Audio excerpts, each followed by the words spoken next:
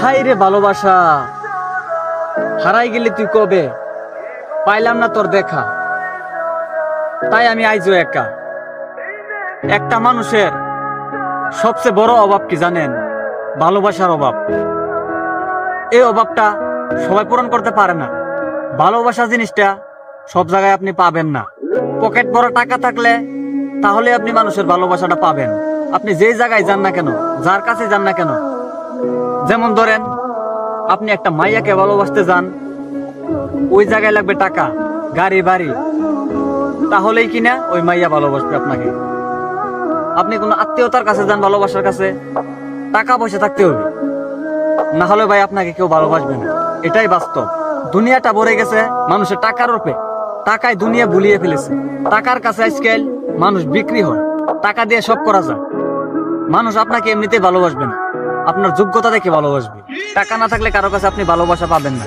তাই আমি বলতে চাই কি, জীবনে ক্যারিয়ার দিকে দেন, সফলতা অর্জন করেন।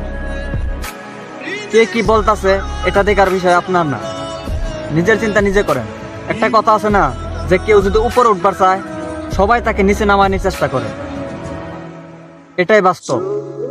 তাই আমি বলি, নিজের চিন্তা নিজের, কে কি বলতাছে সেটা দেখার বিষয় না।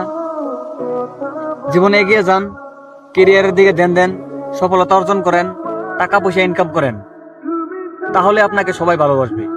টাকা ছাড়া কাউকে ভালোবাসতে যাবেন না, তাহলে কিন্তু খালি হাতে ফিরতে হবে। কারো ভালোবাসা আপনি পাবেন না।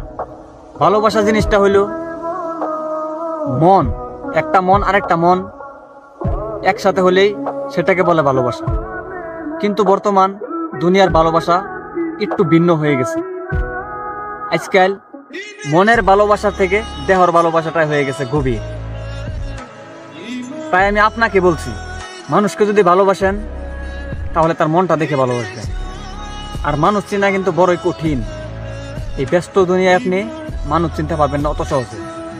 তার কারণে আপনার খারাপ সময় আসতে হবে। খারাপ সময় আসলেই আপনি মানুষকে খুব ভালো মতো চিনতে পারবেন।